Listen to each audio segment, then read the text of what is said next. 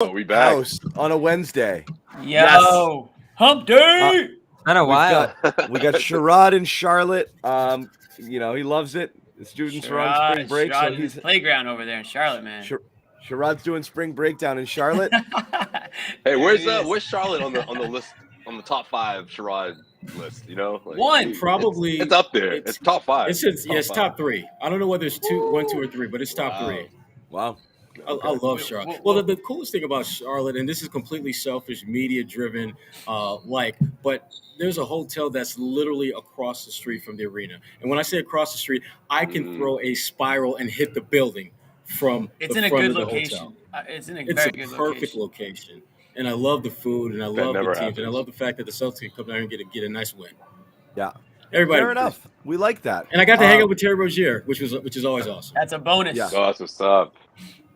Although he had a tough too bad he had an off night though. He did. How did IT do? I forgot to check. Jimmy? You know what? He played 11 minutes. He had 5 points. I know. They were plus 5 when he was on the floor. Yeah, there you go. So suck it, John. This was Jimmy's. Jimmy was looking for 40, but I was hoping for 40. You got to play. Coach John has to put jokes. you on the floor to get 40. John got jokes. No, the pregame over/under was set at 40. I just wasn't sure if he hit it or not. Did he, Jimmy? He didn't hit 40, I wish I knew that. He didn't get the opportunity. It's not, you know what? They could have used him out there because they lost by 20. This was Jimmy's redemption tour, and he was going to put us all in the apology cam all night if IT went off. He wanted it bad, didn't get it. It is what it is. When he checked in the second, I was like, here we go. This is about Jimmy to would have settled for 20. He would have been talking. He would have mouthed it off. 20 would have been apology dropped 20. status. Yeah, 20 would Oh, have been anything, yeah. Anyway, we'll get to IT. Couple interesting things to me, and we'll get into a lot of it. The two most remarkable things, obviously, Tatum is kind of doing that thing again. So now the conversation changes when he plays like that. We'll obviously spend a lot of time on Tatum. The other one is look back earlier in the year when they're playing a team like Charlotte, win, lose, whatever it is, you're going toe to toe and you're looking at them and we're legitimately having conversations like Charlotte might be better than Boston. Like they might be below these guys. Who said that? We all did. Yeah, everyone did. It's literally all of us. Charlotte was better than Boston? Early in the year, of course, Yes, we were looking at them and saying that team's got a lot of talent. No, right now, I wasn't sure they had like Boston. They were. The way they were playing early in the season, that was not that big a stretch. Right. When you look at when they had Gordon Hayward, they had lots of. I mean, they're still one of the most athletic teams, and they can score in bunches. And they can score in bunches. They're a front-running type team where they've got to knock down some shots in order to win. When they have to play from behind, which the Celtics were able to put them in that hole, right? They're not very good. So the reason I pointed out is early in the year, you're looking at them and you're like, sections right now. You're like, they're ahead of you. Like early in the year, Charlotte looked like they were ahead. After tonight, like this felt like one of those games where it's like your annoying little brother sort of game. Like you let your guard down a little. Charlotte hangs around. They go on a run. And then they're like, you know what? I'm done with this game. Boom, put your foot on the gas, gone, see you later. Massive separation between the two teams. Felt like the outcome was never in doubt. That wasn't the case with a team like Charlotte early in the year. And right now, that's what this game felt like, which is kind of like, hey, we've been mediocre and kind of flat for a little bit. Should we just do it now? And yeah, let's do it. Boom, gone, game over.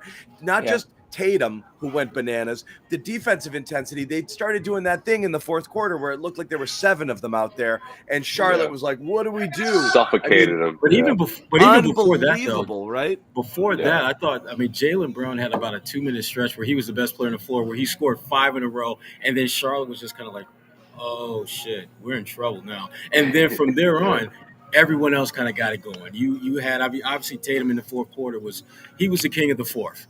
In this game, in the fourth quarter. There was nothing that they could do with him. 16 of his 44 came in the fourth. And even before that, he was having a pretty good game. And that's, to me, that's where he's at now. This might be the dumbest guy on the chat. Anyway, go ahead. Sorry. What did I miss? I'm not doing it. I'm just I'm literally making a point about how early in the season when Charlotte was better, we were looking at them better. Talking about the records. And now we're talking about how much better the Celtics are, and he's like, "You're so dumb. Look at their records." Like, Jesus, dude. Anyway, go ahead, Sherrod. That's kind of what we are doing. That's kind of That's what we're why- talking about. Yeah, that's Keep the whole trying to thing. keep up. Anyway, go ahead, Sherrod. It's okay. We'll get him on the bigger bus at some point. Yeah. He hit send too early on that message. He's still doing it. He's still doing it. Anyway, go ahead. Yeah, we should just put it up. Just post it.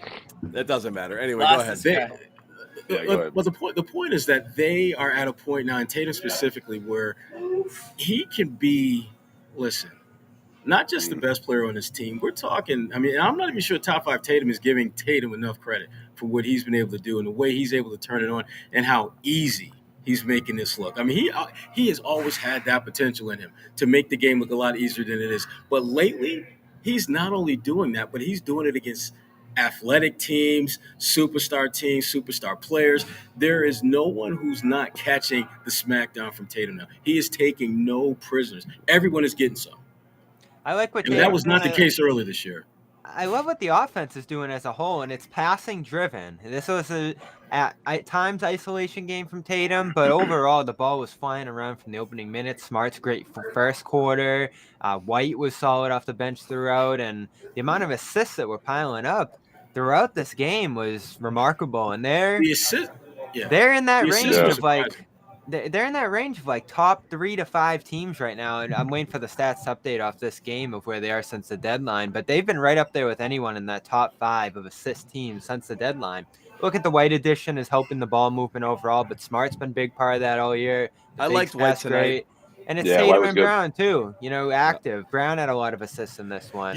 Tatum still getting the ball popping. And this offense, like, they've been as good as any offense in the league for a month now. It's remarkable. What was good? Yeah. Especially what was really good is in that third when they started to stagnate and shut, whatever, they were like, it's not working. And it's actually started with Smart. Smart was like, forget it. I'm going strong. And he actually did it all night. He passed up shots to go, but he forced a shot. He got blocked. It was whatever, but it was like a tone setting drive. And then Jalen went to the basket 3 straight trips. And all of a sudden they were just going at him. Because remember the last time they played Charlotte? Was it those back-to-back games, Charlotte-Portland, where you have Plumlee and you got Nurkic? You have no center presence at all, and they settled for about 53s per game in each of those games. And we're like, dude, and that was just a really frustrating period where you're like, attack. They finally, in this game, they were like, wait a second, what are we doing here? And they just attacked. They just went right at them. Downhill. Yeah. And it seemed like they were, and it took them a minute to figure out that's what they needed to do. Because remember, they missed like their first 8 or 9 threes. And you're thinking like, damn, please don't let them think that this is how they're going to win this damn game. So good to see them get back and try and get their focus and find and do what they need to do to attack the rim. Sherrod, did the bus just drop off? I have no idea.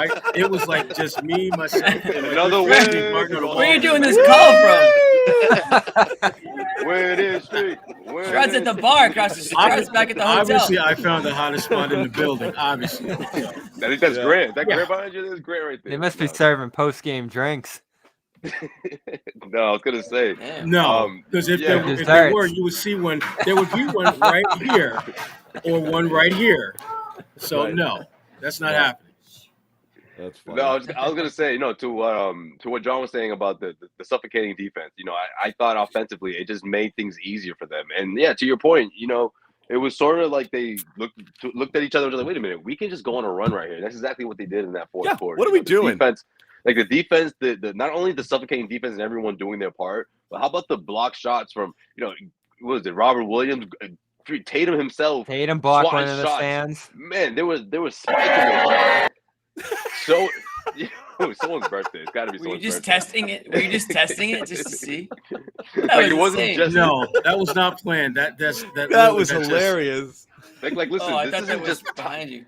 This isn't just great timing for these defensive stops, but but this is also just them just mastering this defense at this point, right? And this is exactly what you want to see. The same way Tatum is just going at everyone, on the offensive end. Defensively, the Celtics are like, look, it doesn't matter who we're up against. Bring it. We're going to give you that same suffocating defense. That's exactly what we've seen, the past, month now. You're so right, Josue. The defense turning into offense. I didn't believe Ime. Ime said about a month and a half ago that, once we turn stops in the offense, turn up the pace, we'll be a top 10 offense. And I said, no way. The lack of shooting here, the stagnancy they play with. I didn't see this team ever being a top 10 offense. And Well, not only are they top bashing 10, Ime all year. Oh yeah, but no, that's the one thing. That is He the didn't one call. thing. He didn't call for. You kind of At least have he didn't call for him to get fired, though. He didn't call for. He didn't go. No, Bobby. No, I've been the biggest Ime supporter from day one. I've been right there, buddy. There's no right. Nobody on this show has bashed Ime the way others. No, have. but the chat is the blame for the Ime. Chat, bashing, the fans had a quick. Ime with some interesting comments pregame, by the way. I did. That was the one thing I didn't believe him on, that they would just turn the stops in the offense and they'd be top 10. Well, they're top 2 now. I mean, I never ever imagined this. John, you've been tough on the offense all year. You didn't think they had the shooting, all these different things, the ball handling, the passing. They don't, but the difference was they don't. The difference was a choice. They finally decided to buy in, start moving the ball. Of course, defense turns to offense. That's going to happen. Right. That's great. When their offense was crap, the other team's defense turned to offense against them, and that was hurting them. Right. But that's the thing now. They've matched one is the defense to offense, the other is the buy-in, the whip the ball around. There's 3 ingredients. The defense turned to offense, buying in to pass the ball around, and Tatum friggin' turning into a mutant. You know, those 3 things are what they needed to happen. And when that's going, great. But you're seeing on the offensive end, though, everyone is contributing. You know, and in my opinion, that's a testament to not only everyone buying into the defense, but also knowing that we're gonna get repaid on the other end because of how well the continuity has been right now. That's why I wasn't so shocked that Ime decided to go with the shorter rotation and that he wasn't going so deep into his bench. Well, one, he doesn't really have those weapons. Let's be honest here. But two, we're at the point where the quote unquote babysitting is done. You know, guys like the Romeo Langfords and no more Romeo Smiths. You know, those guys, they're out of the picture right now. And guys like Derek White, new faces that adapt quickly and have been able to push the same exact thing on both ends of the floor, they're getting their opportunity now. It's exactly how everything has come together. And I got to give Brad Stevens some credit for this, because he recognized that I'm not going to do to Ime what Danny did to me, and that's give me a bunch of kids to babysit and have us develop and telling them to deal with it. So Brad gets the credit for Ime. I don't agree with that. I'm just kidding. He's giving Ime the tools to be successful. When you're not going to win in this league with young guys. You're just not going to do that. And he's not. Hold on, real quick. If we're gonna Bobby, before you jump in, hold on. Jimmy's got a thought out a couple of times. Well, no, keep going now. I want to traffic pop a little bit. I'll get around to it. Yeah. All right, I'm just gonna say that this to what Sherrod You're right, John. Thank you for noticing that I haven't gotten. I'm trying to make sure we need a distributor here. We need someone to share the ball. Marcus Smart. Sometimes Marcus the air out of it. That's on me. That's on me. I'm trying to not cut you guys off from now on. I'm just gonna cut you guys off so I get a word in. But Bobby, John's stacking up 9 assists like Marcus tonight. Here you go. Here's the thing about Brad. I've seen Brad I can pull a Schroeder from more often than anyway. Go ahead. That's true. Here's the thing about Brad, and in relation to Ime, and there's a lot to talk about with Ime, I think, today. He didn't give Ime the best hand out of the gate. You know, he had to deal with the Schroeder-Pritchard thing all year, which I think was tough. He got nailed for the Schroeder-Smart combination, which was really the only option he had to go to early in the season. And it wasn't as bad as the numbers. Minutes. It wasn't as bad as people say. It was just when it was ugly, people reacted overreacted when nuclear, criticizing it. And then when it was fine, everyone said nothing. But the actual numbers at the end of the day, when those guys were on the court, Schroeder and Smart were in 2 of the top 4-man offensive lineups in terms of net rating on the team. And offensively, too, it wasn't nearly as ugly as people said. There were just moments in time late when he played them both off the ball and Tatum had the ball, and you were creating a lineup that didn't have spacing or shooting. So it was how they were deployed more than when they played. When they played quarters 1 through 3, they weren't as bad as all that. I think that's something that we went way overboard with as well. I think there was something complicated there too. And we even talked about with double big in terms of who had promises for what minutes and what was Schroeder's stated goal coming into the year. Because obviously it was a weird situation, him coming in on that smaller deal. I just don't know what the whole ins and outs of that were. But back to the point, I don't think Brad gave Ime the best hand out of the gate. And it piled up on Ime with criticism just in terms of who he was putting out there. He had to deal with the whole Ennis thing too, where Ennis was on the bench to start the season for a month and a half there, and then Ennis starts talking about the political views and everything. And then all of a sudden the minutes start funneling toward Ennis. And I think Brad put Ime in a tough spot early on that he cleaned up, to his credit, with a great trade deadline. It could have been a lot worse. I don't agree with that, Bobby, because he gave him guys that could actually play. It was on Ime to figure out how to play those guys. That's something that Brad, he didn't have that luxury. He had a bunch of young guys who didn't know how to play. Yeah. And he just had to make the most of that. We have to point this out. You have to point out all of this began before Derek White. Okay? It's not all of it began when Smart came back from injury, was afraid he was going to get traded, started playing like the best version of Marcus Smart. Jason Tatum and Jaylen Brown also started distributing the ball better. The entire complexion of the way that they were operating changed. The defensive intensity ratcheted up to 12, and they were playing great. Then you brought in White, who was an easy plug and play because he was a guy who was already one who would share the ball, and he wasn't a selfish player, and he plays defense too, and it fit. But the thing happened before Brad did anything for Ime. Most of what Brad has done is the best he could do given their kind of limited cap situation, trying to maneuver and build a roster without trying to fly over the tax and trying to preserve whatever it was that they had going on at the time. But I don't think Brad did this for Ime by any means. Jimmy. No, I think Ime navigated through. You're really not gonna let him. I just want to close the book on this. All right. I just think Ime was in a tough spot early on with the roster he was handed in terms of what he wanted to do. Now, did he formulate what he wanted to do as time went on? Certainly. Like the Rob component that we've been talking about for a month now didn't come into play until very recently. So I think Ime did develop on the job a little bit. But at the same time, Ime did have a plan coming in, right? That he just didn't have the best guys to be able to execute. Well, the weird thing is he seemed to kind of like Schroeder. It's kind of the same guys. Really, what you're just trying consolidated. to say? Really, honestly, what you're Bobby, saying is, he consolidated and then Brad consolidated. Really, what you're saying is he had Schroeder, and basically what you're saying is he had Schroeder and had to play him because he didn't have anyone else. Then he didn't have Schroeder. That's basically what you're saying. Yeah. Ennis too. I know Tice is so much better at one point. Oh, he was great on Sunday. He was solid tonight, I thought. Yeah, get Grant in here. Is he there, Sherrod? Bring him on the show. Sherrod probably will. Sherrod will get him on. I'll close the Ime convo with. No, he's talking to people right now, and I'm not going to disturb Grant while he's talking to people, even though I'm kind of disturbing Grant while he's talking to people. Yeah. Sherrod found himself. Can you show us Grant? Hey. That's Grant. That's my buddy. I recognize that face. Sherrod found himself with the Grant Williams family reunion room. He had no idea. Well, yeah, no wonder it was so damn loud. You got the whole Williams clan. Right? Yeah, dude, yeah. No one's getting a word in. It's like a studio audience. This is like a sitcom. Yeah. It's like 15 Grant Williamses. Why don't we? I'm loving this. I'm just loving this. Why don't we pause the show and start streaming this? What's going on? It's a laugh track. We should, yeah. Because only I can hear you right now. And I don't want to hear you. AirPod was a good call, Sherrod. Yeah. But all right, Jimmy has a point. Jimmy has a point. We haven't got Jimmy's point. Yeah, let me make my point. Let me make my point. I want to close. Thanks to Matt Damon, we don't have time for him tonight. Right. I can't even hear myself think anyways at this point. There you go, Jimmy. Let's go. Give it up. No pressure. No pressure. Jimmy Toscano. All I'll say about the Ime thing is where I think Ime really, and this somebody had quoted this earlier, but where I think he really got this team is the mental aspect of them, pulling it out of them, what they already had.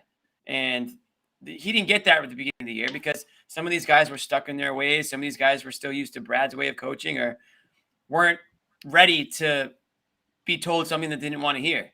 And once they started to really buy in and believe that, maybe what Ime is saying actually may work, and maybe they were, a little bit more receptive of his tough love, now you're starting to see it in the court. That's what I would say about Ime. That wasn't originally what I want to talk about, but I mean, you guys can respond to that if you disagree with that at all.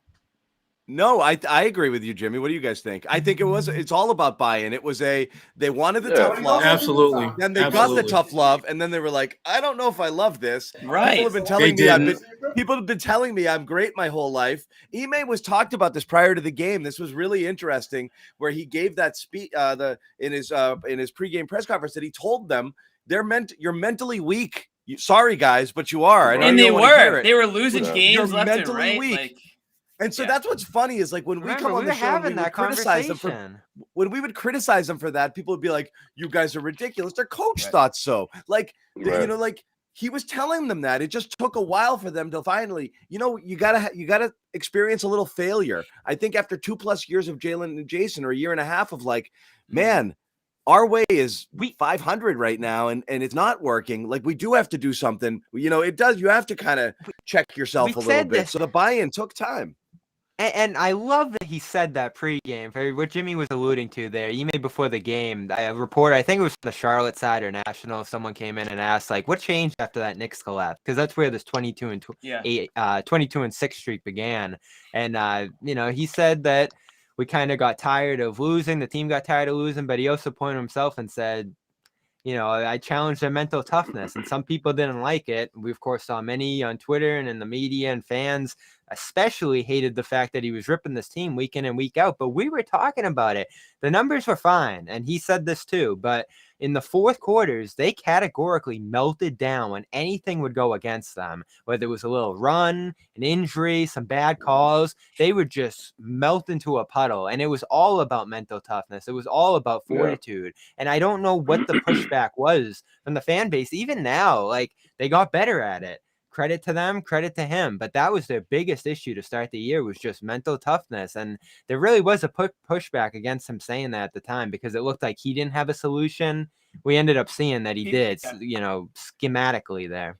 People were just saying that he's just blaming the players and not blaming himself, and doesn't actually have like ideas. He just wants to criticize the players and take the blame up, the hate off himself, which isn't true. What he was trying to do was get these guys to grow up a little bit.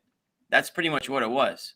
And it worked. And they're now playing up to, I think, what a lot of people thought their potential was, or actually, to be honest, exceeding what their potential was. Yeah. Absolutely. Right. Well, it was to find out who could stick around, who could adapt. I think that's really what it was. It was a test. And you look at the roster, Bobby. I don't know if that was the worst roster you could really put together when you consider what Brad did during the offseason. I mean, that trade for Al Horford, some people thought maybe he jumped the gun there. Maybe he could have waited a little bit, but that was the move he wanted to make. And look what's happening right now with Al. I think it's been a blessing what he's been doing after the All-Star break. He sort of found his groove here. But I mean, that's just one part of it. You look at what the second unit has been, and it hasn't been great, hasn't been strong. So what did Brad do? He implemented, or he went and traded for Derek White, shortened the bench a bit, but make sure to keep guys that are buying into the system and that are giving you results, being productive.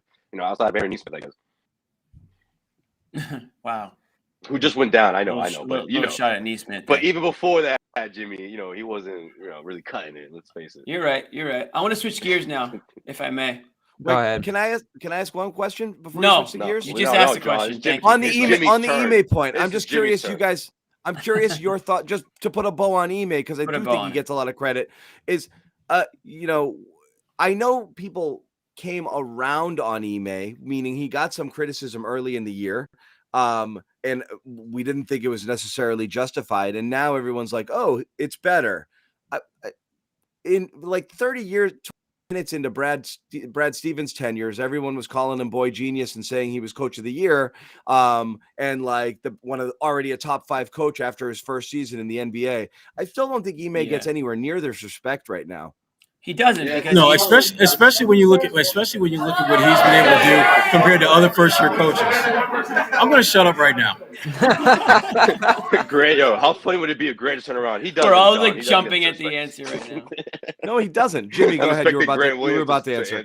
And I do want to move on to your topic too. Brad Stevens coming from a program and where he went to the national championship twice and had all this, he was like the coach that everyone who thought they knew more about basketball than you did thought that he was going to be a great coach. So you got a lot of that from the writers and the reporters and fans like that.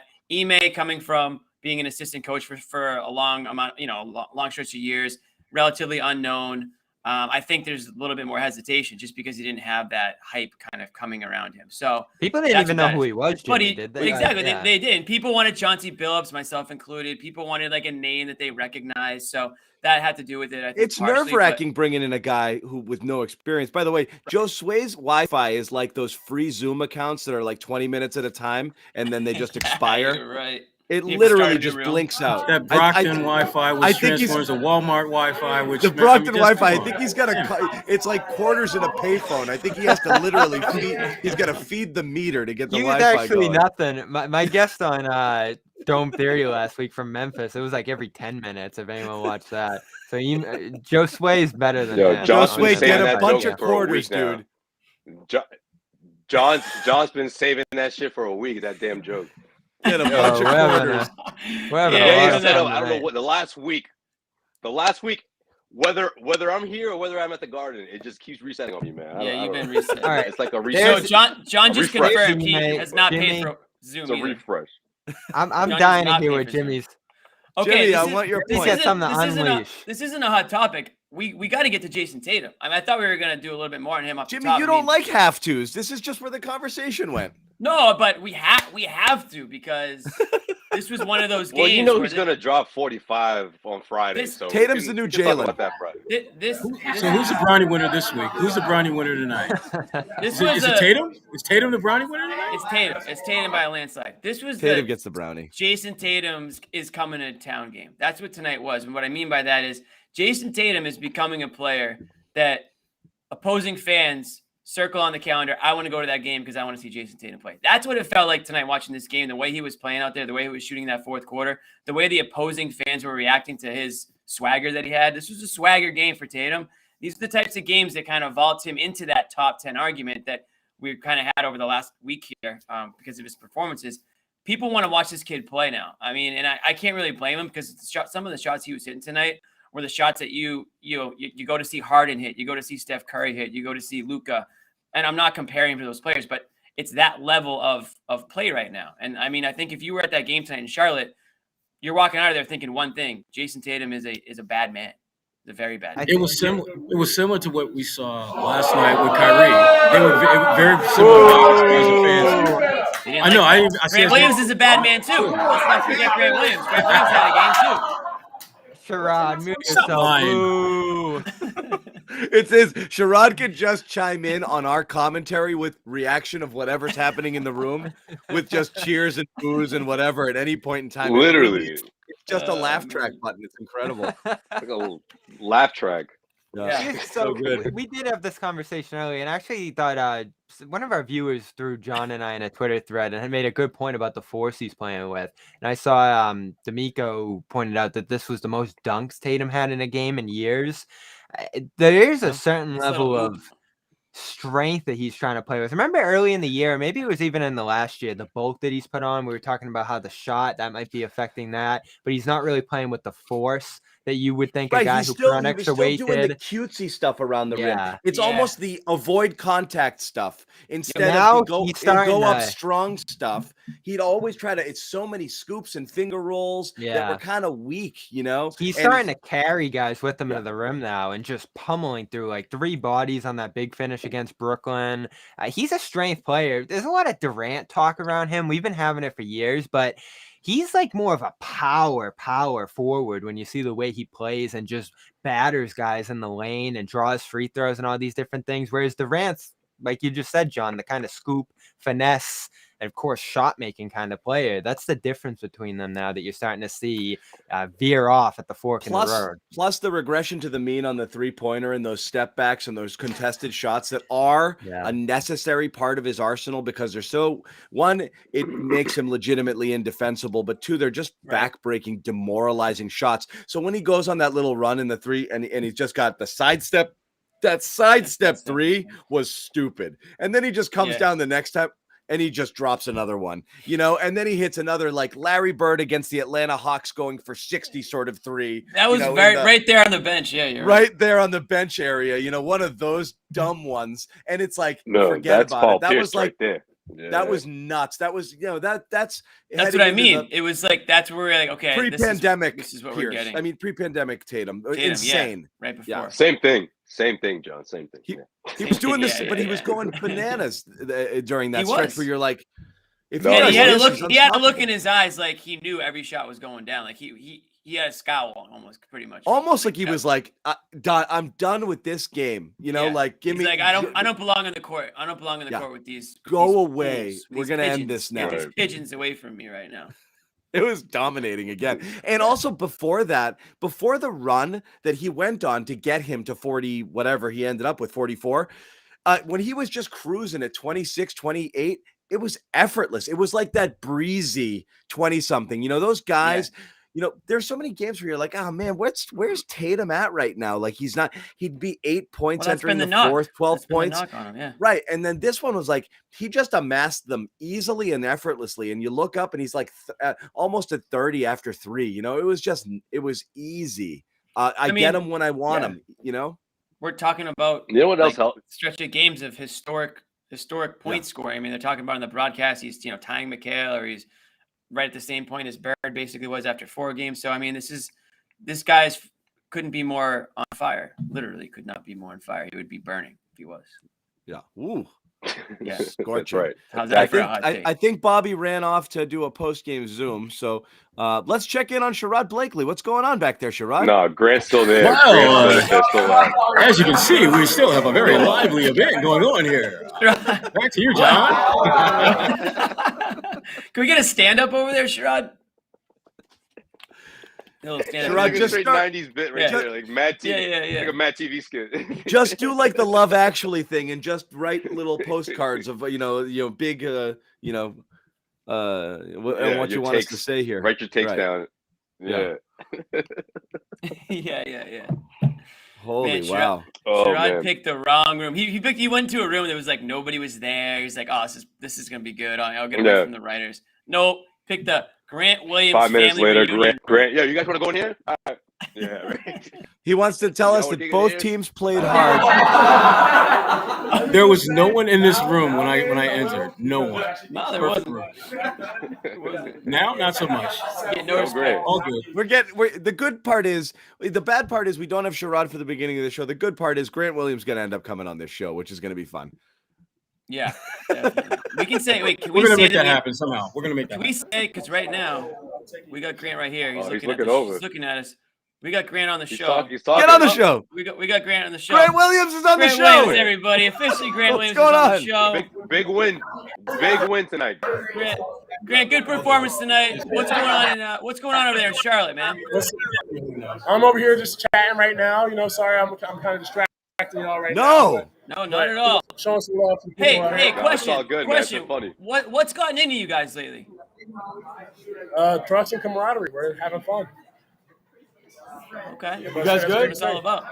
Yes, we love it. One man. All right. Thanks for joining, Grant. Appreciate you, Grant. Oh, back to you, John, in the studio. There you go. Good job, Sherrod. That's good stuff. I liked it. What did he say? Something in camaraderie? Sherrod switched it up so he could hear us. So that was good. That was a better move by Sherrod. What did he say? What did he say? Something in camaraderie? He said something camaraderie and that they're having fun. That and having fun. I can't hear Sherrod right now, but how pissed is Bobby going to be that he missed his Grant Williams moment? Sherrod, we can't hear you. Teamwork. You can hear me now? Yeah, camaraderie and teamwork? Yes.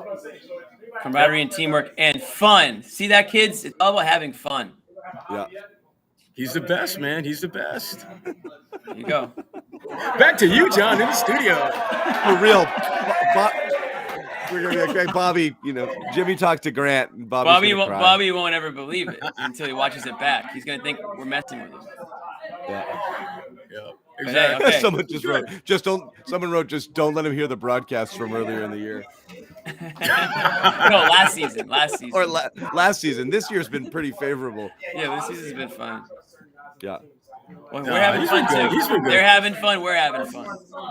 He's earned it, man. I mean, you look at the growth in his game. I mean, shit, he deserves to, have puff his chest out a little bit. At this point, I mean, he's probably going to get a couple most improved votes at the end of the day. I don't think he'll win, but he'll get a couple votes. You got a vote, Sherrod? They haven't decided who's voting this year. I doubt if I have a vote this year, which is fine. Yeah. Well, I was gonna say if you did, then we can expect at least one vote for Grant Williams. No, you can't. Don't assume. Okay. I wait to the absolute last minute to do that stuff. So if I had to vote today, if I had like a top 5, yeah, he'd be in my top 5. Yeah, top 5. But if I have to pick like 2 or 3, I don't know if he's gonna be top 2 or 3. Okay. Top well, 5. Don't say that too loud. He's literally right behind you. He's like just messing. He's gotten closer. Don't they have a Boston pitch? It's not. I have no idea what they have or what they don't have. I just know that Bobby missed it. That's all I know. So that's all. Bobby missed the moment. That's great. Someone goes, just tuning in. What the F is going on? Sherrod again. Yeah, Sherrod's about to get into like a family picture right now. Sherrod just photobombed it. Sherrod's like, yo, I'll take that. Nice job. Got him. That's good work. I can't take my eyes off it. It's so funny. There's just, it's a friggin' party. I love it. Yeah, I mean, Jimmy, you can keep it going on the Tatum stuff. Like again, no, I said my piece. Really, I mean, I just think that this is we're seeing it.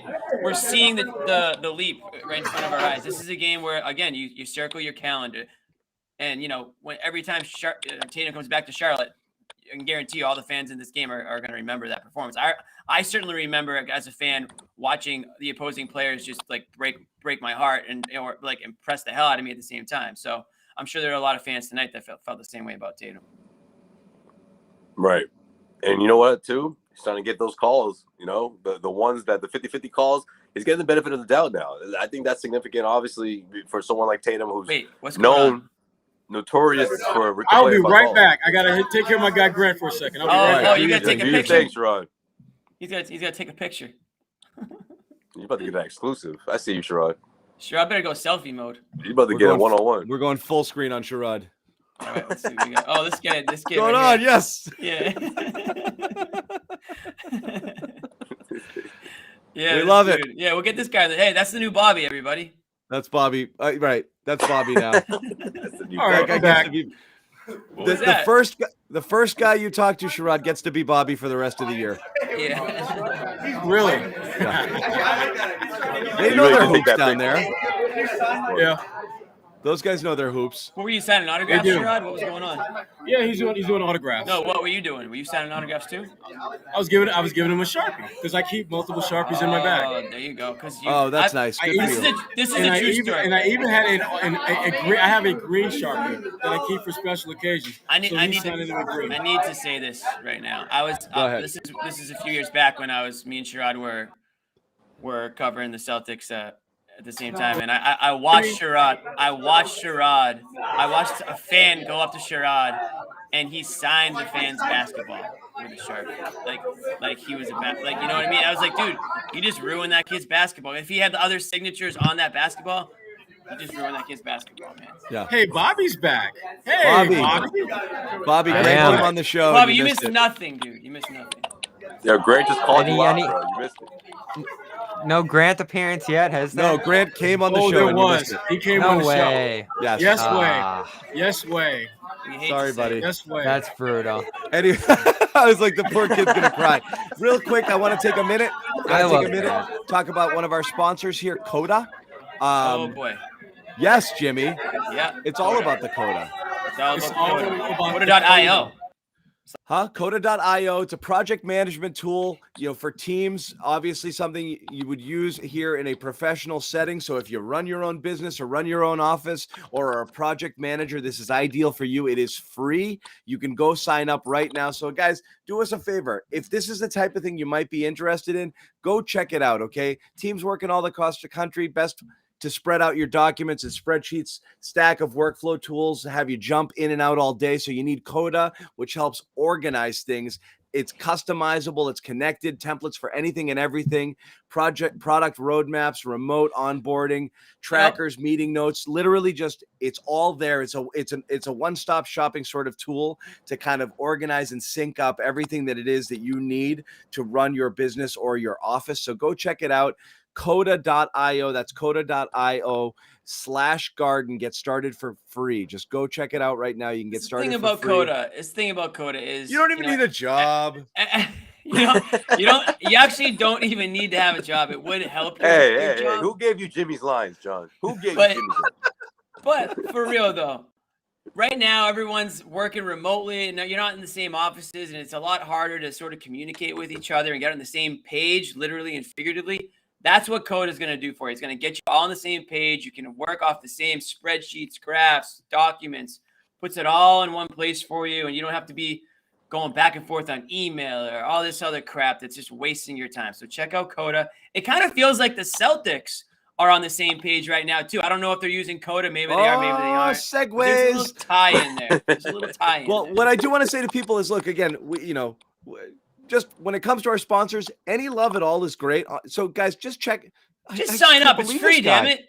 It's free. Just check it out. If it's something you think might be interesting to you at all, just do us a favor, go in and check it out. It really is it really is a quality product, and it is free, and it does help organize a lot of stuff. And I tell you, as a person who, we have a small business ourselves, stuff can get out of hand, man. We've got emails flying around, spreadsheets, documents, this and that. You're always trying to figure out a centralized location. Coda.io, go check it out. Coda.io/garden. Check it out for free. I'm beyond joking about the Wi-Fi at this point. You can just track my expressions per show, and every time it happens, I'm like, oh. But anyway, Yo, Bob's having the same issues, bro. Get out of here. Yeah. I know. He ain't going. There's no pressure right now. Peebs Wi-Fi.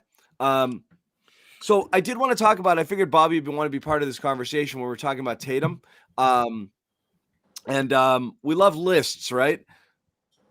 Everyone loves lists. Of course we love lists. So one thing that came out today, we've been debating this. Is Tatum playing like a top 10 player right now? And I think, yes, at this moment, you might say he's playing like a top 3 player. That's not necessarily debatable. Ringer came out with its rankings. Whatever. It's a list. It's just a list, but it's always interesting to see what other people think of things. Tatum was ranked 12th on the Ringers list. Jaylen Brown, 25th, ahead of quite a few players you might be able to make an argument for, considering Jaylen's missed some time and has had up and down at some points, but still a pretty solid ranking for Jaylen coming in at 25. Tatum at 12. People might argue guys ahead of him, Butler and John Morant, who is inside the top 10. Maybe you want to, oh, wow, did that happen? But immediately people start debating. We were having this conversation beforehand. Where is Tatum? And Jimmy and I tend to believe the body of work over the course of a season probably has him in that 10 to 15 range, which is where he's been knocking on that door. But it's all about the consistency, where if he does anything, and again, you're not talking about 54 and 44 points in back-to-back games doing it the rest of your life, but anywhere near the consistency he's been playing with on both ends of the court and being able to work as a playmaker over the last 6 weeks, 8 weeks, whatever it is, that guy's a top 10 player and possibly even higher. It's not even close. But it's just interesting kind of looking at it. I'm not sure if you guys looked at it or had your own thoughts there. And I know, again, Bobby thinks he's higher, and I get it, but, I wanted to hear your thoughts. Yeah, I just think when you're talking. Yeah, go ahead, Joe. No, I was just going to say, because as you can see, it's quieted down in here a little bit. With those lists, typically when you are anywhere between like 7 and 15, it's a crapshoot.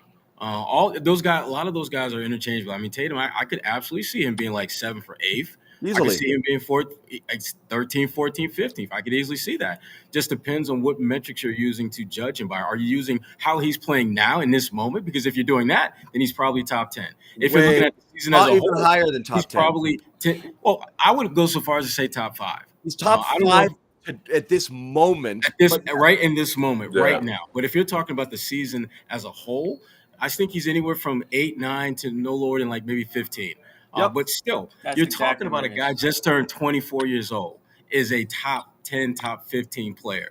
And remember, these guys, they normally don't peak until they get in their late 20s. So he's going to keep getting better for the next 3 or 4 years, and that's kind of scary. Yeah. If you're in it, that's kind of scary. Yeah, but see, that's the thing about these lists, though. I feel like a lot of the time people, they differentiate between how the guy's doing right now at this moment and the overall body of work. What I mean by that is they'll even put last season's, mixed with this year's. So that's where I think a lot of the other guys get the benefit of the doubt, where that's where that doesn't fall for Jason Tatum. So I think that's what knocks him down a bit. But if we're talking about right now, overall in the NBA, like in just this season alone, I think he's top 10, no question. Now, depending on how the season ends, he could knock on that door top 5, probably somewhere around there. Someone can make that case. But again, you look at this list and you have to think that most of the people are probably incorporating a little bit of what happened last year's results along with what we saw throughout the first couple of months. I think it's the whole season. Josue, he shot 40-30. His splits were 40-31 for the first 45 games of the year. I mean, it was a very inefficient. That's a volume scorer on a bad team. Those guys don't get a lot of love. That's the worst kind of. That's the player you don't want to be. The guy who amasses stats, but it doesn't lead to winning. Right. And you're doing it. But you're doing it low efficiency, and he did it for Right. 40 something games. He got dinged for that more than anything. But I think, that's definitely it. And I think he also got dinged for the fact that he has someone like Jaylen Brown, and you're still a 500 team. But the turnaround, I think, has to erase that. And obviously, the Celtics team is not only a playoff team, whereas we weren't quite sure if that was the case a couple of months ago, but they're knocking on the top 4 right now. Depending on how this season ends, and if that happens at the end of the season, then I can't see anyone making a case for Tatum being outside that top 10 window. Yeah. I'm kind of with you guys. I think right now, overall, he's in that 10 to 15 range. I'm fine with, and again, it's in great company, by the way. We're talking Devin Booker. We're talking, who are the other guys that were there on that? Trae It was Young. Booker, Trey, and Donovan Mitchell is very much the class of people he's been lumped with. And Butler too. Who's No, complaining people about put being Butler with those above him, players? or at least this listed. Butler's Right, always but been above because of the winning and because of the trans. But Right. the Fair thing enough. Butler does for He's his the more team, Veteran. Right. Tatum's a more from a talented skill player. perspective, there's no question Tatum's better. But Butler does all of those things you've always wanted Tatum to do, which is be more selfless, be a dog on defense, be all Goes about back the. to 2020. Like Yeah. he was better then, but there's still something with Butler that overcame. Yeah. And Bobby, it still where would, did you go? probably. Horford was on. He No way. brought Horford on. He told him to come on. Horford was there and he came on. That did not happen. I think the show are yo. messing with me. Jimmy told him that you have his jersey in the back, but he was like, Yeah, nah, I I said don't see it. What are you we need talking to get about? Bobby's video up. And he was like, "That's I swear. embarrassing. Is this guy like, what does he do?" And I was like, You a diehard fan? he's like, he's not a "Oh, journalist, is he? I was like, actually, he's our beat guy. Skyler always stumbles over his questions when you get on the Zoom. Oh yeah. No, we're kidding, Bobby. Al was not in the show. Well, no, I was still reeling there. That's why I hopped off again for missing Grant, and that would have been extra bad if I missed that. But it'll happen one day. Good job, Sherrod. That's the Sherrod effect right there. Yeah. As far as Tatum goes, you're right. Like, it's hard to pick. You think of the talent in the league. Guys It's insane. talking about the Michael Jordan comments, those were fake, by the way. There's a few people in the chat talking about MJ's I was comments. gonna say, which one you guys talked about that? Those didn't happen. Anyway, Yeah, go ahead. I know. We have to deal with that all the time. That was just crazy. That But was a fake account, and it got retweeted by a lot of people, but it didn't happen. Go ahead, Bobby. People Sorry. ask me about that. there is such a clump of talent at the top. And even think like 12, 11-ish, you're like, oh, he's close to the top. When you think of what Giannis and Jokic and those kind of guys are doing night in and night out, it is still a tall leap to the top for Tatum if he ever wants to get there to like There's MVP so many status. good players. We talk about Tatum as possibly winning an MVP one day, right? And I'm like, how's that going to happen when you see what these guys at the top of the top are doing? No knock on Tatum. It's like, how can you get up there? What Jokic is doing every night, like 40, 18, and 15. You can lead the league in scoring, Bob. You can lead the league in scoring for a team that goes to the finals. And he does, right? But that's going to put you there, you know? He's in the conversation already, a league in that's the league what in points. I thought Tatum would be at 30 now. You know what I mean? Is like he's a guy with the offensive skill set. Even if he's distributing, I just feel like he should fall into 24 on a bad night and be consistently up and over 30. I feel like he should be a 29, 30-point guy year in, year out with his skill set. Like, it's weird where he disappears and goes into those cold stretches or is ineffective. He should. So that's his next leap, is all of a sudden he's the number 1 or 2 scorer every single year while also doing all of those other things that make you better on a team that's, you know, that's vying for a championship. That gets him in the conversation. Absolutely. And it's also about what you do when you're not scoring. And we've started to see him have some of those, I don't want to say Butler-esque nights, because Butler has some ridiculous nights where he just doesn't shoot and has like 10, 12 assists. I don't think Tatum's ever going to do that because it's just not who he is. But he does have nights where he starts to impact a lot of the other areas of the game when he's not scoring, because everybody goes in a cold stretch as scorers. You're not going to score 30 a game for a season unless you have like an Isaiah year or Durant scoring title year. There's very few, even for the best of the best scorers, who just tear through the whole season. No, but a lot of the best scorers now have high assist numbers, and that's the thing is like you're looking at Giannis is 6, LeBron is obviously on a down year at 6 assists, DeRozan 5, obviously Luka, who's more that's of a disappearance of the point guard. The Luka, best players who's more just of a point guard at 9, Trae Young, who is a point guard 9, Morant 7, and Tatum's got the lowest non-Joel Embiid number here at 4.2. So again, from the playmaking, you got Jokic 8.1, Mitchell 5.4. So most people in here are coming in here with a higher assist total than him already, which certainly works in their favor. And those are the guys ahead of him in scoring. They all also have more so assists. Here's the thing about this year. It doesn't the volume this year, and I've heard this argument made that like this year where everyone's been out, everyone's been hurt, everyone's had COVID, the volume of scoring is what really matters this year because availability is so important. Right. So Tatum right now at the top of the league in terms of total points, right up there with DeRozan and Embiid. He's 3rd. So that's a statement right there. And I know people in the chat are also talking about his points per game being pretty impressive too. He is one of the best scorers in the league right now. There's no doubt about it. Like he's very and his defense is outrageous right now. And that's what gives him the edge on Booker and Mitchell in particular. I think he is a much better defender than those two. Yeah, I'd agree. Do you know which point guard has the best individual defensive rating right now? Marcus Smart. If you care about this as a statistic, I don't. Marcus Smart. No. It will blow your mind. It's Luka. Wow. Yeah, that shows you how useless that stat is. So anytime people start using these stats, you got to start thinking about the context. Number 4 is Curry because he's playing for Golden State. It's a team stat. People have to, anyway. Oh man, ahead. Luka versus people use it when it helps make your point. We are about to watch Luka versus Tatum, both at the top of their games on Sunday. Can't wait. Can't wait. This is what it's all about. It's gonna be a lot of fun. Tickets are mad expensive for that game, by the way. As they should be. It's gonna be a hell of a game. As they should be. I would jack the price of those tickets too for this game. I mean, I think like minimum is like close to $300 for the balcony or $250 for the balcony. Wow. It's the opening act of the night, I guess. Yeah. But I mean, you just look at the bodies that Tatum is stacking up as far as guys that he's played against and has outperformed. I mean, this is an impressive list. I mean, you're talking Joel Embiid, you're talking Kevin Durant. He went toe to toe with Ja Morant, went toe to toe with the defending league MVP, Jokic. If he outperforms our good friend Luka, at what point do we need to start talking about Tatum as a potential league MVP candidate? At what point can we seriously have that conversation? Not that he's going to win it, but that he is in the conversation. I think he should be in the conversation now. There are some giants up there. Though. I think that's the one. Sorry, Sherrod. I think that's the test. That's the if. Yeah. Well, and it also depends on just how deep that conversation goes. Like to me, if you're going to go 8, 9 deep for that award, then he's in that conversation. If you're going to do like 4 or 5, I don't think he's there yet.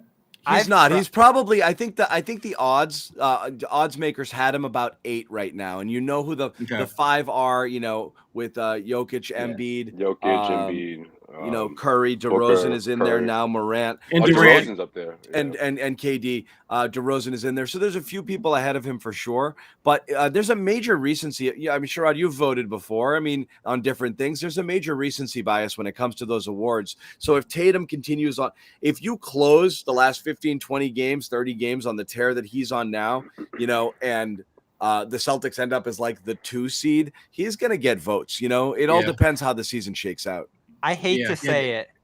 I hate to say it because anyway. You love to say it. No, I don't love to say this because I am not a Nikola Jokic fan. But he won it. He's already won it.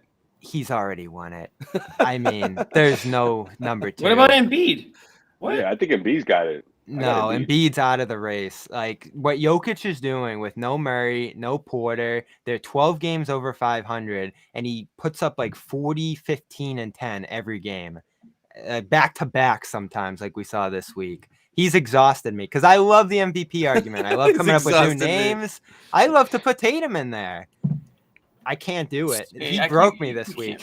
Well, he's not up there this week. Yeah, he's not. I don't think Tatum's top 5. But I mean, look, depending on, again, how the Celtics record is at the end of the season and this matchup against Luka, I mean, I think he could definitely be at least mentioned as a top 5 guy.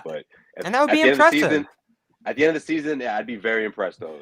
I think he's number 5. If he's one of the nominees, I think the way things are trending, he'll be in the 5. I do. Yeah. I do. I think it'll be Giannis, Embiid, Jokic, and Tatum will be in there. And again, it's probably Steph. DeRozan. It's a wild card. I think he'll inch ahead of DeRozan. I think he'll inch ahead of Morant because of the way the Celtics are playing and because of the tear that he's on. That's my belief. DeRozan's having a year and a half though.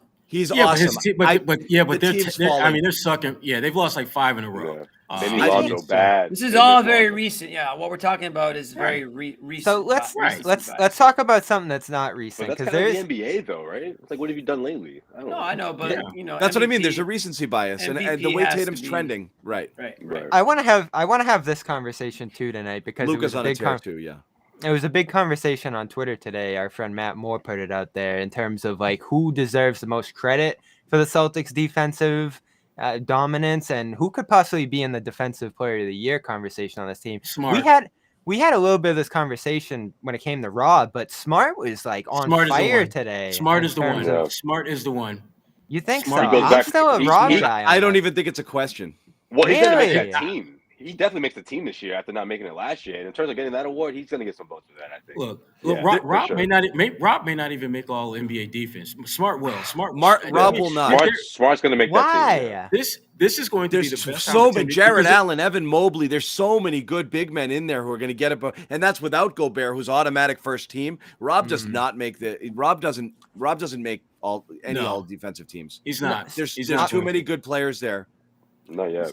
So let's say we had to name a defensive player of the year from the Celtics. Even Marcus, it's tough. Are you telling me clearly? Because right now, so you think Smart can win the defensive player of the year? I think he has the best chance of any Celtic to win it, and this is the best year he will have at ever winning because there really is no clear, undeniable. This is the best defender in the league. When you talk about Gobert, you talk about Mobley, and even some wings like Mikal Bridges in Phoenix is having a really good year defensively as well. But the thing is, there is no clear-cut front runner. There's about 5 or 6 guys who are all jumbled together, and Smart should be in that conversation. From guards alone, I think you're always going to bring Holiday into the discussion. And Bridges hasn't made it before. I think you're going to bring Jrue Holiday in there, and I think that he's an interesting one because he always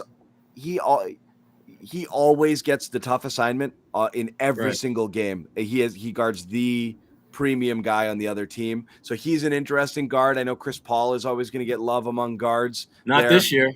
And not this year, obviously. So damn, Sherrod, he's hurt. No, you're right. He's hurt. So Jimmy, beyond that, I don't know who the usual suspects are. I think Marcus is an automatic. I think Marcus is an automatic for first team. You don't have a Kawhi Leonard, you don't have a Paul George, which those guys are going to be always in there, right? Again, they're not going to be there this time. That's why I'm saying this is the best opportunity he's ever going to have at winning that award. No Draymond, right? So, like I said, we just named it would have been Draymond in a walk, but we just named like the lock players that have been.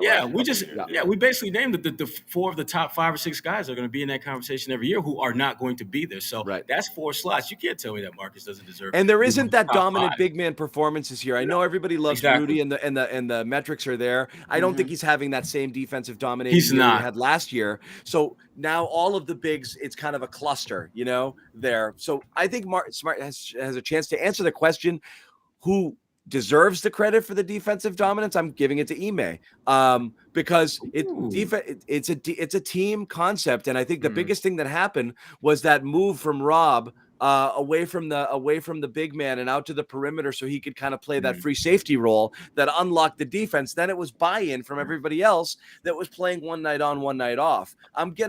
If we're going to drag a coach for lack of effort, which I think is sometimes not the right thing to do, when everyone all of a sudden decides to pick it up, something happened there. So, he got him there. He got both strategically and motivationally. I'm giving Ime a ton of credit for the defensive turnaround.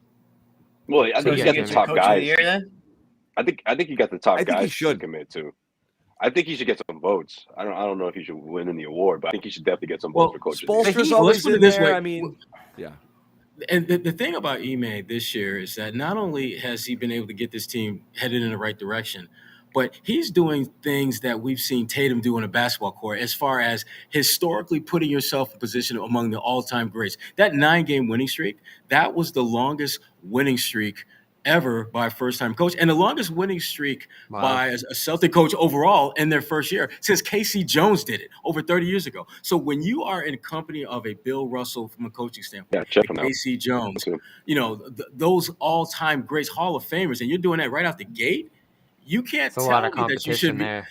Yes, and so the fact that Ime has put himself in position to be in terms of success in his first year with some of the all-time greats who've come through this Celtics lineage as coaches, that at a minimum puts you in the conversation with coach. And the fact that your team is trending in the right direction, and if we're being honest and real about it, is there another team in the Eastern Conference over the last 2-3 weeks that's playing better than the Celtics? I don't think so. Because they're not just last 2 months, yeah. Yeah, they're not just beating bad teams. They went into Philly and won by damn near 30 points. Joel Embiid didn't score a bucket until the second quarter. He played Ja Morant toe to toe. He has outperformed Kevin Durant, who was healthy. That was a healthy Kevin Durant that we saw, and he still outplayed him. And so when you start looking at the body of work that Ime has done in terms of putting guys in positions to be, as we should have a drinking game, best version of themselves, drink up. That's why he was hired. He just had to say that in the interview, and he was hired. Exactly. So I mean, he's done what you're supposed to do.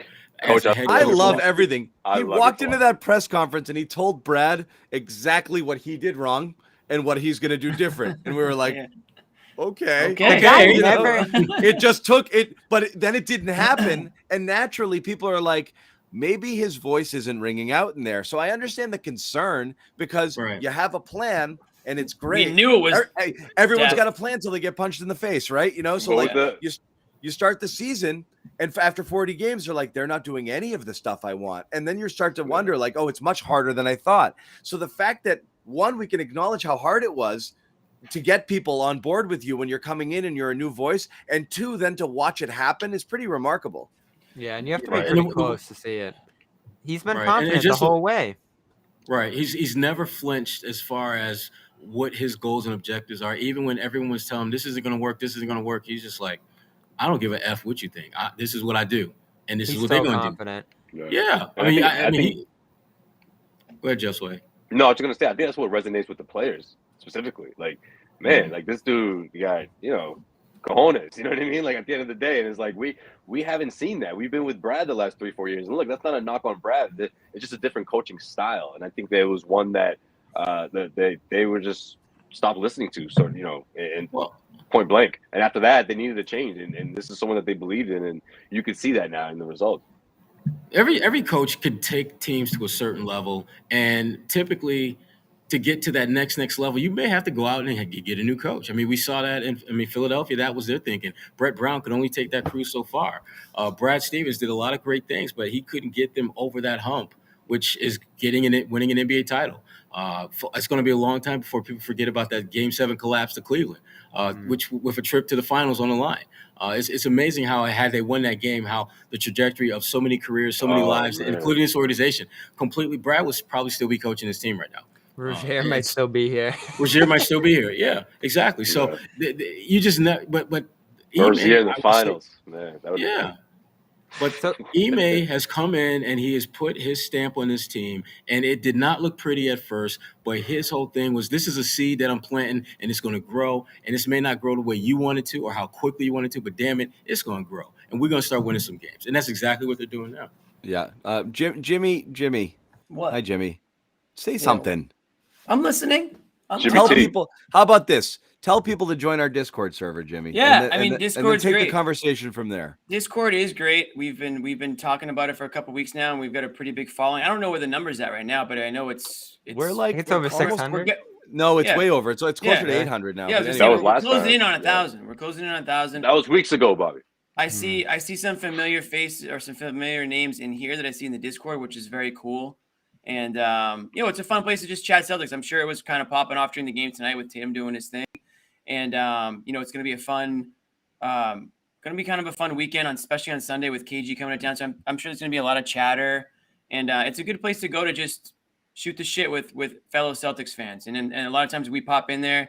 We've done some audio sessions in there with fans and with Celtics fans, and it's fun. If you guys are screaming in the chat here, but you actually want to literally scream, you can do that on Discord. I mean, obviously, there's a ton of people here doing both right now. But yeah exactly. Yeah. So it's cool. We know who you are.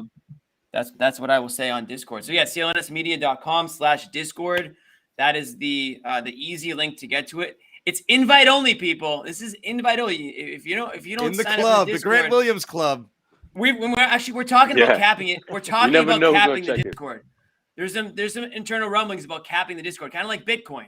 If you don't get that Bitcoin, eventually there's a finite amount. So you want to get in on Bitcoin, you want to get in on Discord before we shut the doors. We don't know what that number is, but there's rumors that there's going to be a cap to it.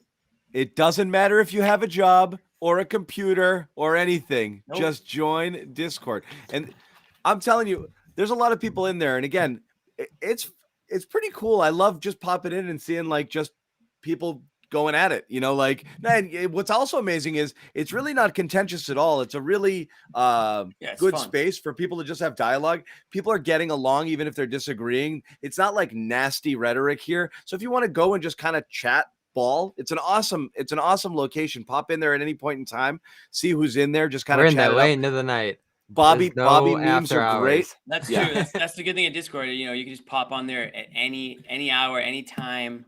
So yeah, clnsmedia.com/Discord, Celtics All Access channel. Go in there into Celtics General Chat. That's where we are. We're usually just talking there, but there's a bunch of other places you can go. See some announcements and other things like that related to our company, CLNS Media. But again, just go in there, chat it up, have fun. We'll probably pop in after the game and see what the conversation is here. You guys want to go in there, talk about Tatum, and is he a top 10 player right now? Is he in the Tatum MVP swagger discussion? It doesn't matter if he's top 10 now. He's officially circled the calendar. The Celtics are coming to town with Jason Tatum. That's where he is after today. Yeah. Jimmy, you want how I feel. You want to bite at the Isaiah apple? I don't think we talked about that tonight. Yeah, I mean, listen. Yeah. I've said it before. I'll say it again. I think it would have been a much better look for the Celtics if they had brought Isaiah Thomas on. And not as a charity case. Listen, I still firmly believe Isaiah Thomas can play in this league. He's shown it. Listen, is he Isaiah Thomas from 5 years ago? No, and that's not what they need. And he pretty much said exactly that. I'm not the player I was prior to being traded. I know that. Everyone knows that. But I can still help, whether it's on the court, whether it's off the court. We're all looking at the Celtics now, and everything's fine and dandy over the last couple of months. Let's not forget, this team was abysmal earlier this season. They were borderline unwatchable, bad attitudes. Same with last season. You can't tell me that a guy like Isaiah Thomas couldn't have at least helped the locker room, provided some leadership, got the fans a little bit more engaged or interested, and just been an ambassador to the team. Don't forget, the Celtics, there was a point at the end of last season where I was like, is there a single player in the NBA that even wants to play in Boston? There was one guy, Isaiah Thomas, but the team pretty much just shut him out completely. A guy that was begging to come back. I mean, geez, it was kind of sad listening to that press conference yesterday. It kind of felt like my girlfriend dumped me, and I'm crawling back to her. And it was sad. Doesn't want to even pick up the phone. So, I mean, it was pretty sad. I mean, and people are saying get over it. I'm over it. I'm just saying I think that there was definitely an opportunity for the Celtics. That's the point, Jimmy. Back. And we don't know. We don't know what would have happened. Maybe he does rekindle the flame, and maybe he does find a nice role on this team. Bobby and I talked about it a bit. Sherrod, I was curious your thoughts on Josue's because Bobby and I did a video yesterday, a little Garden Report insert about the Isaiah comments and kind of gave our take. But Sherrod, Josue, what do you guys think? Honestly, should they have from a basketball perspective and or a personal perspective, like owing it to the guy? Do they owe him something? I don't think they. Here's the thing about this Isaiah situation. I think so too. Yeah, I mean, I guess you could say that, Jimmy, but then how does that end? they trade him again, they let him go again. I'll tell you. You do this whole thing all over again. Like, I just don't know if Brad Stevens had it in his heart to do that. You know, sure, it would have been great. Sure, fans would have loved it. But then, what, was he going to retire or something? Like, I just don't know, especially with the way the point guard situation is right now, where he sort of fits. And even though if he's not getting, even if there isn't, minutes allocated for him, and for him to sit on the bench, yeah, it would have been a great story. But I just don't see it as like a big miss for the Celtics right now. I don't. See, I think it was a huge miss, and I'm going to tell you why. When you are talking about building this thing they like to call culture, okay? Yes. You keep guys like Isaiah Thomas around. Look at the Miami Heat. Do you honestly think Udoka Haslem is going to help them win a game this year? Hell no.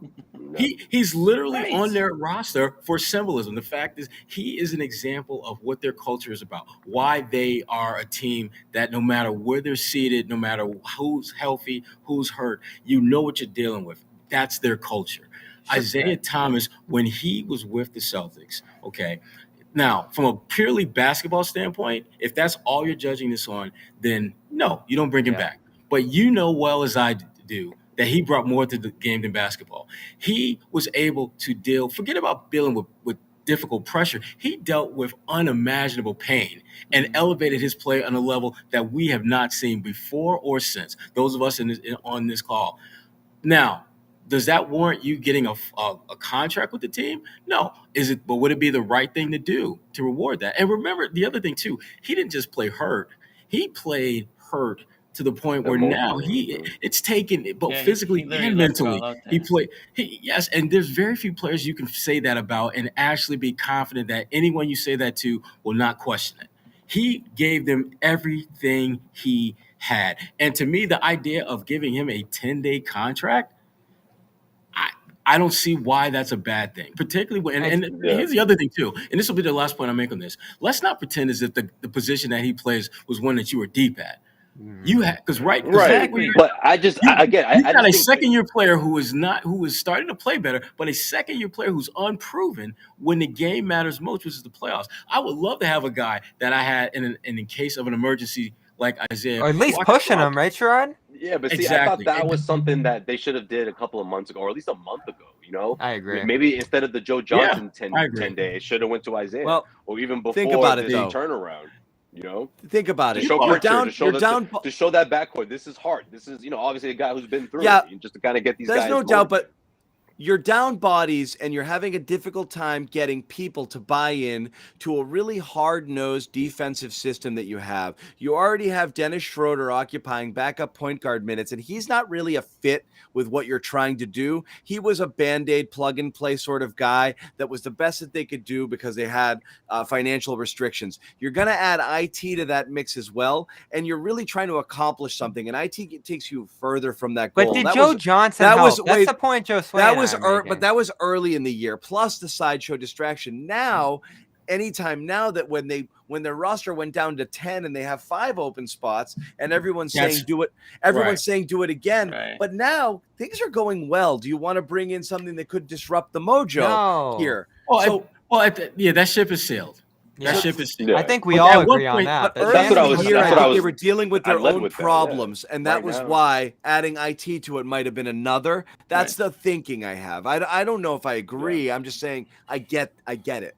Yeah, I think it was back in January. He was Brad Stevens was doing his weekly conversation on 98.5 the Sports Hub, and he said that he mentioned Isaiah as a guy who was quote unquote on their radar, and I thought that was where he should be. That was something that they could have done or should have done. But obviously, looking back on it now, the way they're performing now, you don't say, "Oh man, like that could have changed everything." Clearly, it worked out for them.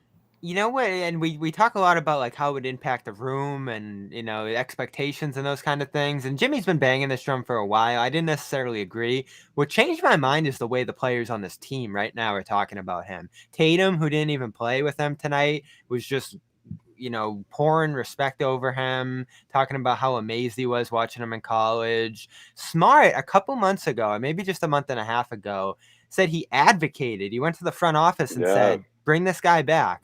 And Horford, same deal. Like he was like, "Oh, this guy was a big reason I got to Boston." It's and weird, right? Not only that, he definitely recruited Hayward to Boston, and Hayward's talked about like he was a big reason I came to Boston. This is why they Al. He recruited Al to Boston. And let's not forget this. And who was the biggest? Who's the biggest Celtics? Who was the biggest Celtics free agent before Al? You know, like that was huge for this organization. And he had Durant on there radar Amir too. Johnson. And let's also not forget this: when Danny Ainge traded Isaiah Thomas, that's my guy. I love Danny him. Ainge traded Isaiah Thomas, like the league kind of took notice and was like, that's messed up. You got to like, close that book. That was a bad look for the Celtics organization. Like that, there's something they to be gave said Amir about a little bag too. And that resonated, Jimmy. My Amir friends didn't still get talk a bag, about but he got a little bag. He got a little totally. bag. Exactly. He got a bag. He got like a $21 million bag. Back then, good. I like what you that. guys even talking about?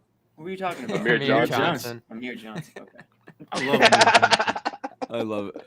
I remember I at the time I was at CLNS and I wrote a column about, I was like, because everyone was excited about what the Celtics might do in free agency that year, and it ended up being with Amir, and I wrote a really snarky column. And then Rich Levine, who was there at the time, kind of came back over the top of the retort, and he was nice about it. He didn't like shred me, but he put a different perspective on it.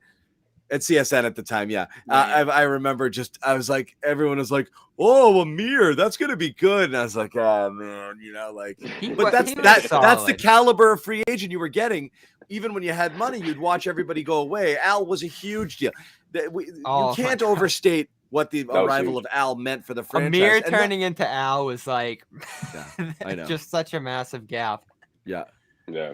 Well, that year, but that's why you owe him. He changed the culture. On this Amir conversation, though, that year was when Al reformed his offense and started implementing the three-point shot, and that's what really got him on the Celtics' radar that offseason, or at least leading into that offseason. But I want to ask you another question. People in the chat have been talking about a Jaylen Brown, Peyton Pritchard situation, which I missed. Was there a moment that Jaylen got mad at Pritchard tonight because he didn't give him a ball? Yeah, I read that in the comments, but I didn't see it in the game. I didn't see it in the game either. Nobody? Yeah. No, I didn't see it either. It might have been. I remember people tweeting it to me after he took that long three, so that might have been the possession. I'll go back and watch. But they said we went at him a little bit, and then Pritchard left the game, so I'll go back and check it out too. I was just curious if you guys saw it. I didn't see it, no, and I did see a couple of people mention it off the top. We Pritchard's didn't see Jaylen at all in the fourth either. But where did Jaylen go? Why wasn't he in the closing lineup? You were asking that in the group chat, John. Yeah. Ime didn't touch on that. I was in on He did come in. He did come in the last 90 seconds or so, or 2 minutes, but he wasn't there with at the 5-6 minute mark, and it was I was just surprised by that. Yeah, that would have been a good one for Ime post game because I noticed that too. I don't know. Maybe they felt like they were up enough, and it's like he's still kind of coming back from stuff. No, they had Tatum's in there. They had a closing lineup. I know, but Tatum was just he wasn't in there. I don't know. Maybe minutes management could be. I mean, Jaylen played like about 6 minutes. He played half of the fourth quarter. So yeah, maybe it was just how they did their rotations because at the end of the day, he had 36 minutes. Yeah. Well, Derek White was on the floor. Derek White played a good chunk of the fourth quarter, so that may have been part of why we didn't see Jaylen as much. And Derek, they were +8 with Derek White on the floor in the fourth. So I liked White tonight. That may have had something to do. And Grant played damn near the entire. In fact, Grant and Tatum played all but a minute 5. Yeah, 65 seconds of the fourth quarter. Foul trouble messed up their rotations, and that's why I went there. Because you tried Tice for a little bit, and they were like, nope. It was not going well. Tonight was one of those Rob games for sure, where he was just out of the game from the start. I felt he didn't have a great whistle. That fifth one wasn't great. Yeah. Yeah. But he still had a double-double. 11 points, 11 boards. Well, White was great in a couple moments where things got really tense, and the offense had broken down, and the ball was in his hands, and he could have done a weird, wild scramble, and try to jack a three that had no chance of going in, and he split some defenders, made a really nice pass down low, I think to Tice, who got fouled or something. Just a couple times, or swung it one time. You had that great possession as well that ended with a Grant 3. So there was just a couple of times where I thought White brought like a great level of calm. And just the opposite of Jaylen. Yeah. I mean, Jaylen was a mess on the ball tonight. I got worried during this game, just to kind of take it back to the game before we get out of here. this game like started going at like a race car pace, and I was like, oh geez, this is Charlotte's pace. I don't know if the Celtics can handle this. And like White, Smart, those guys put them in full control. With Horford throwing the alley-oop to Tatum, they started playing a terrific transition game that almost surpassed Charlotte's, I thought, and eventually did, as we saw in the end, race past there. So that was really impressive, the way that the Celtics can morph to different styles of games. We obviously saw that in the Nets game too. Did this ever look like a shootout team, a team that could win a shootout? And they've done it these last two. Well, the one thing they're doing that I think is really cool to see is that when a certain part of the game that they're trying to do offensively isn't working, they don't seem to be trying to hammer it in if it's not working. Like they missed the first 8 or 9 3-point shots. And then all of a sudden you saw Tatum being much more aggressive getting to the rim. You saw Derek White attacking. And they didn't do that earlier this year. It's like when they were missing threes, damn it, we're going to keep shooting until we start making some threes. And once they started making layups and getting to the rim, then they look for the 3-point shot. Now all of a sudden the rim is a little bit bigger. Now all of a sudden those shots are going down. This was a weird game for Tatum because he had 44 points and he missed a lot of early threes, and yet he shot 16 for 24 from the field. Oh, he was locked in. Yeah.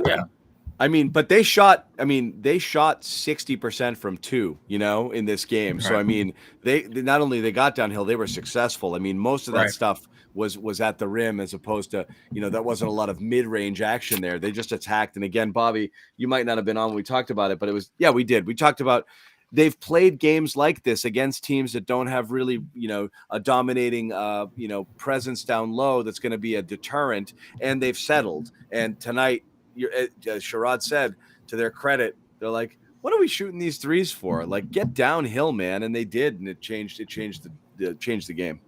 And our guest of the show, he had a plus 22 out there, Mr. Grant Williams. Bobby, that's right. Bobby wasn't here for here. That's right.